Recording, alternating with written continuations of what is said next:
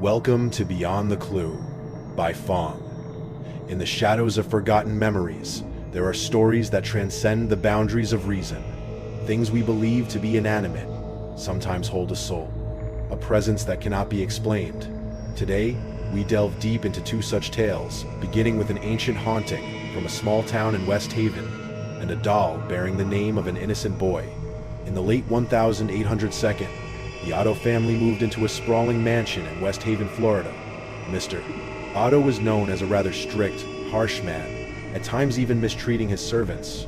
The family had a lonely young son named Edwin Otto, affectionately called Eddy. One day, a woman was hired to care for young Eddy.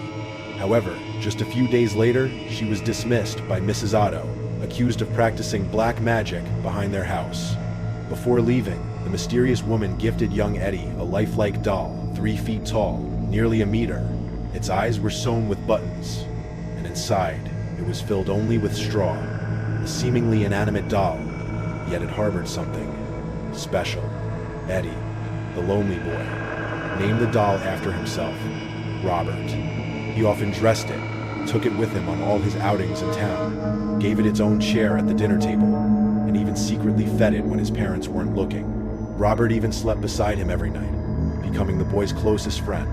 But no one could have predicted that this innocent relationship would gradually turn strange. Eddy began demanding that everyone call him by his middle name, Gene. He insisted that Robert was the doll's name, not his. Gene increasingly locked himself in his room to play with his toys and talk to Robert. The boy became agitated, causing his parents and the household staff immense concern. Sometimes, Mr. Otto would burst into the room and find Gene huddled in a corner, while the Robert doll sat on the bed, its button eyes seemingly glaring at the boy. Objects in the room began to be thrown everywhere, and Gene's toys were shredded. Whenever his parents punished him for these incidents, Gene would claim it was Robert's doing. Things seemed to get progressively worse, leading Mr. and Mrs. Otto to decide they had to do something. Following the advice of a local medium, the parents convinced Gene to place Robert in a box and put it in the attic. The Robert doll remained there for many years. Many years. Many years later, Mr. Otto passed away, and Gene, now a grown man and an artist, inherited the house. One day, he climbed into the attic to look for some old things, and unexpectedly found the Robert doll from long ago, as if no time had passed. Gene continued his bond with the Robert doll, despite his wife's disapproval. He took the doll everywhere he went, even placing it in a chair next to their marital bed. However, once again, the Robert doll had to return to the attic because his wife became furious. From that point, Gene and his wife's marriage began to fracture. His wife began to lose her mind and died for unknown reasons. Not long after, similar events began to happen to Gene himself.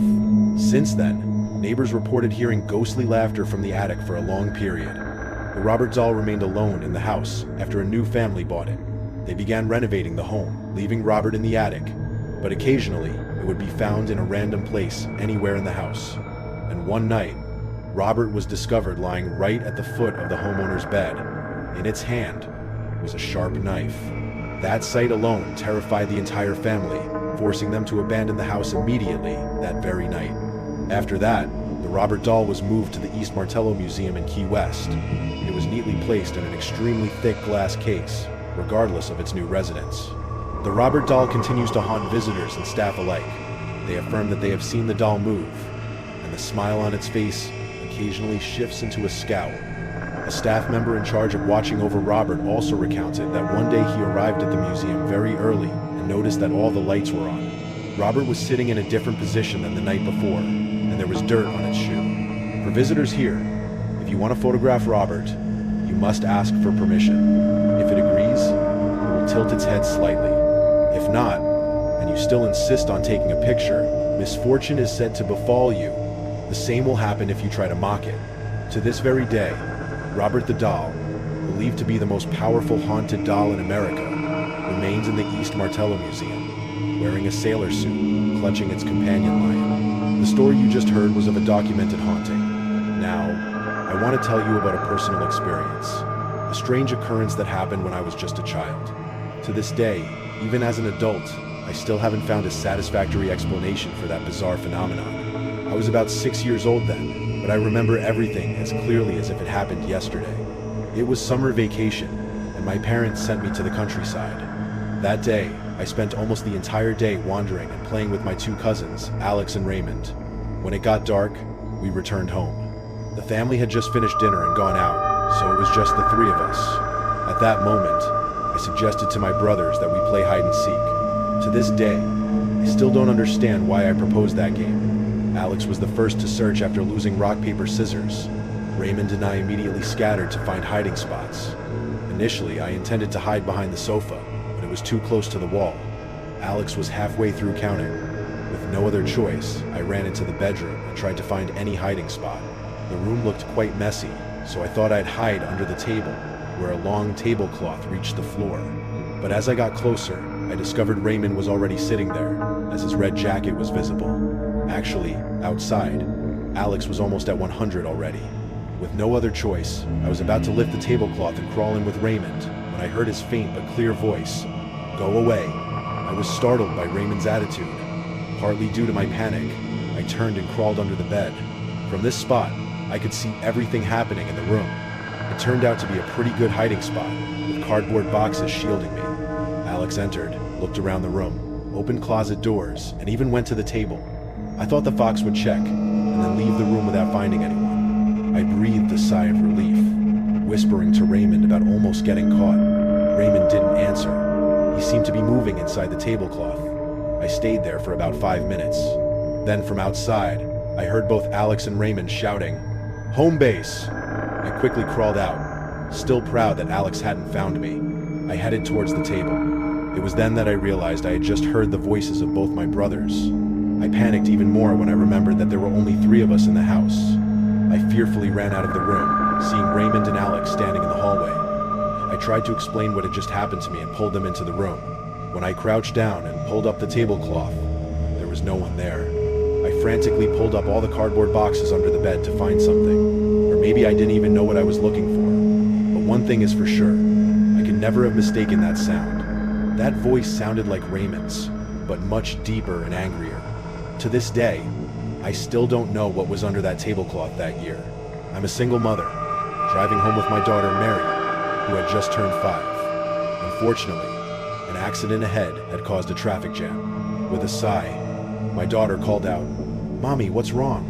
I told her, perhaps someone got hurt, but seemingly immediately Mary said, "Mommy, that has happened to me before." That statement truly baffled me.